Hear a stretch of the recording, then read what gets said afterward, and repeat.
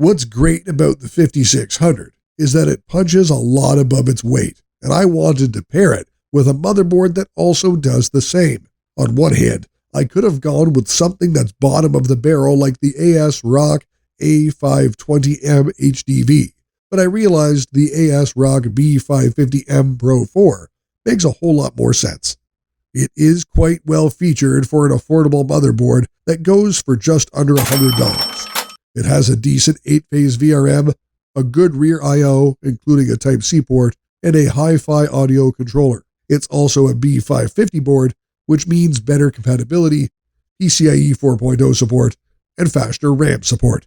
You may have also noticed that this is a MicroATX motherboard instead of a full-sized ATX board. This is because it's easier to find MicroATX motherboards at a better price than their ATX counterparts. The extra PCIe slots on the ATX boards can increase the price, which isn't something particularly important in this scenario.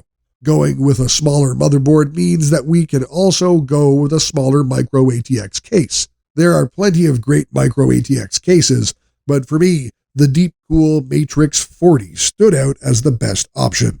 It's really affordable, has room for full-size components, and has great airflow. The only downside is that it only comes with one exhaust fan, so make sure to include a front intake fan, which should only cost a couple of bucks. For the RAM and SSD, it was a challenge to find the right combo at such a low budget. Most SSDs that are worth buying are a bit expensive, and the budget ones are either from lesser-known brands or generally aren't a good option because they are unreliable.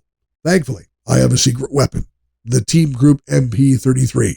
If you're looking for a fast 512GB Gen 3 SSD that's cheap and reliable, the MP33 is the way to go.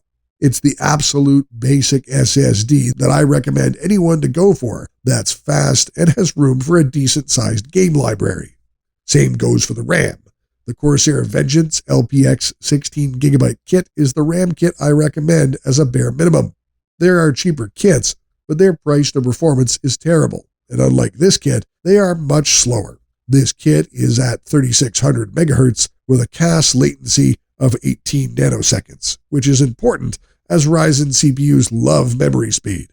It's priced quite well where it competes with slow 2666 MHz or 3000 MHz kits. Speaking of low prices, we are truly blessed that GPUs have become seriously affordable again, and it's easy to fit something as powerful as the RX 6600 in budget builds without going for used components. For this PC, I went with the ASRock Challenger D Radeon RX 6600, which is the fastest GPU right under $200. It is no slouch at 1080p. It handily beats out a GTX 1080 in any game and trades blows with a GTX 1080 Ti, all while consuming less than 100 watts of power. Although this PC is barely going to consume 200 watts of power in total, it is important to get a high-quality power supply. I went with the MSI MPG A650GF, which is a 650-watt 80-plus gold certified unit that can handle much more power-hungry components than the Ryzen 5 5600 and RX 6600. In conclusion, if you need a powerful PC that can play any game at 1080p at a small budget, then this $600 console killer has everything you need. It's not just focused on gaming. All parts chosen for it offer great performance without compromising on the important things like a strong foundation and a great upgrade path.